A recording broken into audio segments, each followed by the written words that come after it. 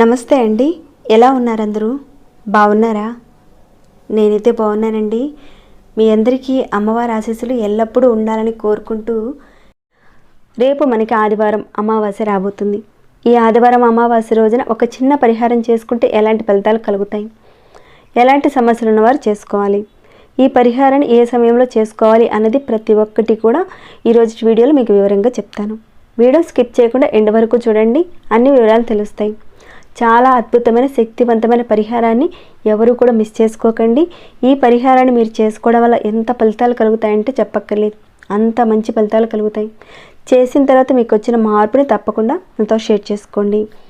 ఈ ఆదివారం అమావాస్య రోజున ఈ సమయంలో ఈ ఒక్క దీపారాధన చేసుకోండి, ధన వృద్ధి కలుగుతుంది. జీవితంలో అద్భుతమైన మార్పులను చూస్తారు. పరిహారం అయితే చాలా ఈజీగా ఉంటుంది, కానీ విశేషమైన తాంత్రిక పరిహారం ఇది. ఆదివారం అమావాస్య రోజున ఈ పరిహారం చేసుకోవడం వల్ల మీకున్న సమస్యలు, ఇబ్బందులు తొలగుతాయి. ఎలాంటి కష్టాలైనా సరే తొలగిపోతాయి. కుటుంబ సభ్యుల మధ్య, భార్యాభర్తల మధ్య గొడవలు, సమస్యలు ఇలాంటివి ఉంటే కనుక వాటి నుంచి బయటపడే మార్గాలు మీకు తెలుస్తాయి. ఇంకాను కుటుంబ సభ్యుల మధ్య అన్యోన్యత అనేది లేదు, ప్రేమానుబంధాలు లేవు. అలాంటి సమస్యలతో ఉంటే కనుక ఆ సమస్యలు తీరిపోతాయి. ప్రేమ వృద్ధి అనేది మీలో పెరుగుతుంది, అన్యోన్యత అనేది బాగా పెరుగుతుంది. ఇంకా అత్యద్భుతమైన ఫలితం ఏంటంటే పితృదేవతల యొక్క ఆశీర్వాదం మీకు కలుగుతుంది. పితృదోషాల నుంచి వచ్చే అనేక రకాలైన సమస్యల నుంచి మీరు బయటపడతారు. ఒక్కోసారి తెలియకుండానే మన నిత్య జీవితంలో అనుకోకుండా తెలియకుండానే కొన్ని తప్పులు చేస్తూ ఉంటాం. వాటి వల్ల సమస్యలు వస్తూ ఉంటాయి. అలాంటి సమస్యలు కూడా తగ్గుతాయి. చేస్తున్న పనుల్లో ఎలాంటి అపజయం అనేది రాకుండా విజయం కలుగుతుంది ఈ పరిహారం చేసుకోవడం వల్ల. ఈ పరిహారాన్ని ఎవరు మిస్ చేసుకోకండి. ఆదివారం అమావాస్య రోజున తప్పకుండా చేసుకోండి. అత్యంత శక్తివంతమైన పరిహారం ఇది. మరి ఈ పరిహారాన్ని ఏ రకంగా చేయాలి ఏంటనేది తెలుసుకునే ముందు ఒక చిన్న రిక్వెస్ట్ అండి.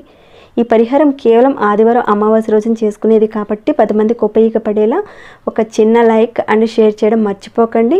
అలానే మన ఛానల్కి సబ్స్క్రైబ్ చేసుకోండి, బెల్ బటన్ ప్రెస్ చేయండి, ఆల్ అనే నోటిఫికేషన్ తప్పకుండా ఆన్లో పెట్టుకోండి. ఓకేనండి, ఇక మన వీడియో మాటకు వెళదాము. ఈ పరిహారాన్ని ఆదివారం అమావాస్య రోజున సాయంత్రం 6 గంటల నుంచి 8 గంటల మధ్య కాలంలోనే మనం చేయాలి. మీ ఇంటి గుమ్మం ముందు చేయాలి. ఈ పరిహారాన్ని ఆడవారైనా మగవారైనా ఎవరైనా చేయొచ్చు. ఆడవారు నెలసరి టైంలో ఉంటే మాత్రం చేయకండి. ఇంట్లో ఎవరైనా చేసుకోవచ్చు. ఎవరికైనా కుటుంబ సభ్యుల్లో ఒకరికి నెలసరి ఉంటే మిగతా వాళ్ళు చేసుకోవచ్చు, ఎలాంటి ఇబ్బంది లేదు. మీ పెద్దలు మరణించుండి పెద్ద కర్మ కాకుండా ఉంటే చేసుకోకండి. అలానే పిల్లలు పుట్టారు, మైల ఉంది, అప్పుడు కూడా చేసుకోకండి. ఇంకాను ఇంట్లో పెద్ద మనిషి అయి ఉన్నారండి అంటే కనుక అప్పుడు కూడా చేసుకోకూడదు. ఎవరు చేసుకోవాలి ఎవరు చేసుకోకూడదు అనే నియమాలు తెలుసుకోవాలి కదండి, అందుకే చెప్పాను. ఇక మిగతా వారు ఎవరైనా చేసుకోవచ్చు. ఇక ఈ పరిహారానికి ఆవు నెయ్యి అవసరం ఉంటుంది. ఆవ నూనె కానీ నువ్వుల నూనె కానీ ఇది కూడా అవసరం పడుతుంది. అలానే 4 ఒత్తులు, తెల్లటి ఒత్తులు కావాల్సి ఉంటుంది. ఇంకాను 2 ప్రమిదలు, యాలక్కాయ, లవంగం, ఇంకాను నల్ల మినపప్పు అవసరం ఉంటుంది. ఈ పరిహారానికి వీటన్నిటిని కూడా మీరు సిద్ధం చేసుకొని పరిహారాన్ని మీరు మొదలు పెట్టాలి. అమావాస్య రోజు సాయంత్రం ఎవరైనా పూజ చేసుకుంటారు, ప్రతి ఒక్కరు కూడా పూజ చేసుకుంటారు. మీరు పూజ చేసుకునే ఆ ప్రదేశంలోనే అంటే మీ దేవుడి మందిరంలోనే మీరు నిత్య దీపారాధన కుందులు పెట్టుకొని మీరు దీపారాధన చేసుకున్న ఆ సమయంలోనే ఈ పరిహారాన్ని మాత్రం తప్పకుండా మీరు దేవుడి ముందు వెలిగించాల్సి ఉంటుంది. 6 గంటల నుంచి 8 గంటల మధ్య సమయంలో చేయాలి. ముందుగా మీరు ఒక మట్టి ప్రమిద తీసుకోండి, లేదా ఇంట్లో నార్మల్గా ఉపయోగించే కుంది అంటే వెండి, ఇత్తడి, రాగి వీటిలో ఏదో ఒకటి ఒకే ఒక్క కుంది తీసుకోండి. ముందుగా ఆ కుందిలో కాస్త ఆవు నెయ్యి వేయండి. తర్వాత తెల్లటి ఒత్తులు ఒక 2 ఒత్తులు, 2 ఒత్తులు కలిపి ఒక ఒత్తి కాదండి, ఒక ఒత్తి చొప్పున 2 ఒత్తులు ఇక్కడ చూపించిన విధంగా పెట్టండి. చాలామంది అడుగుతున్నారు కదా, మీరు చెప్పిన ఆ పరిహారాన్ని అదే రోజున మీరు చేయాలా అండి? ఖచ్చితంగా అలానే చేయాలా? రేపు చేసుకోవచ్చు కదా, ఎల్లుండి చేసుకోవచ్చు కదా అని ఇలా అడుగుతున్నారు. చేస్తే ఏమవుతుందని ఇలా అడిగిన వారు కూడా ఉన్నారు. వారందరి కోసం ఇప్పుడు నేను చెప్పేది ఏంటంటే, కొన్ని పరిహారాల విషయాల్లో ఎలా పడితే అలా మనం చేయకూడదు. చెప్పిన విధంగా కరెక్ట్గా మనం ఫాలో అవ్వాలి. తాంత్రిక పరిహారాలంటే అక్కడ సమయము, పదార్థంలో ఉన్న విశేషమైన శక్తి అనేది ఉంటుంది.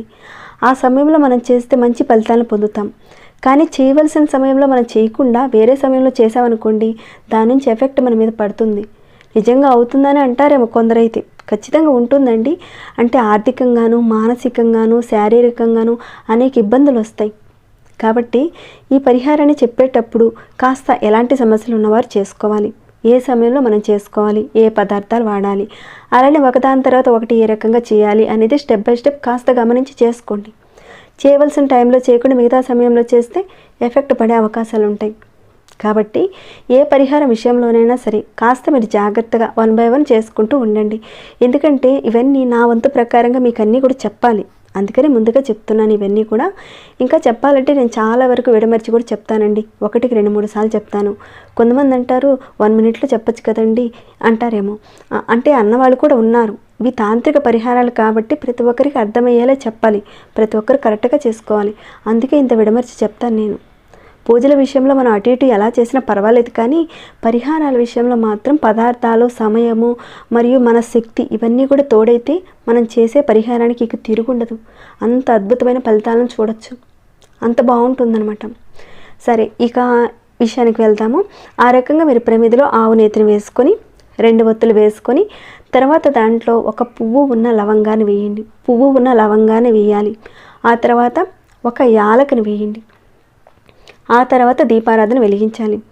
ఎక్కడైతే మీరు పూజ చేసుకుంటారో అక్కడే ఈ దీపారాధన చేయండి. ఇదంతా మీరు 6 గంటల నుంచి 8 గంటల లోపుగా సాయంత్రం సమయంలో చేయాలి. ఆ రకంగా చేసిన తర్వాత గుమ్మం దగ్గర చేయవలసిన మరొకటి కూడా ఉంది. ఇక్కడ గుమ్మం దగ్గర మనం చేయవలసిన పరిహారానికి ఖచ్చితంగా మట్టి ప్రమిద అవసరం ఉంటుంది. ముందుగా మీరు చక్కగా ఇంట్లోనే ఒక చిన్న ప్లేట్లో మట్టి ప్రమిది పెట్టి దానిలో నువ్వుల నూనె కానీ ఆవ నూనె కానీ వేసి ఒక 2 ఒత్తులు వేయండి. విడివిడిగా వేయండి. ఇక్కడ మీరు చూస్తున్న విధంగా చేయండి. తర్వాత దానిలో నల్ల మినుములు పొట్టు తీయని ఒక 4 మినపగింజలను వేయండి. వేసిన తర్వాత ఈ ప్లేట్తో సహా మీ ఇంటి గుమ్మం దగ్గరికి వెళ్ళండి. మెయిన్ దర్వాజా దగ్గరికి వెళ్ళండి. గుమ్మం దగ్గర ఒక ఆకు కానీ లేదంటే ఒక చిన్న ప్లేట్ కానీ పెట్టి ఈ దీపాన్ని ఎక్కడ పెట్టాలంటే మీరు మీ ఇంటి మెయిన్ దర్వాజా దగ్గర, అంటే మెయిన్ దర్వాజా అన్నది ఉత్తరం వైపైనే ఉండొచ్చు, మీ ఇంటి ద్వారం తూర్పు వైపు ఉండొచ్చు, లేదంటే పడమర వైపైనా ఉండొచ్చు, ఎటువైపైనా పర్వాలేదండి. మీ ఇంటి దర్వాజా దగ్గరికి వెళ్ళండి. వెళ్ళి మీరు ఇంట్లో నుంచి బయటికి వెళ్ళేటప్పుడు మీ యొక్క కుడి చేతి వైపు పెట్టండి. పెట్టి దీపారాధన చేసుకోండి. ఇక వెలిగించి ఇంట్లోకి వచ్చేయడమే. ఇక అక్కడ కూర్చొని ఇక ఏది కూడా జపాలు ఏది కూడా చేయనవసరం లేదు. అంటే మీరు ఒకసారి దీపారాధన చేసుకొని ఒక నమస్కారం ఆ దీపారాధనకి మీరు చేసుకొని ఇక ఇంట్లోకి వచ్చేయండి. ఇక్కడ మీరు చూస్తే నేను దీపారాధన చేసి మీకు చూపించటం లేదు ఇదంతా కూడా, ఎందుకంటే ఆదివారం అమావాస్య రోజున మాత్రమే చేసుకుని పరిహారం ఇది.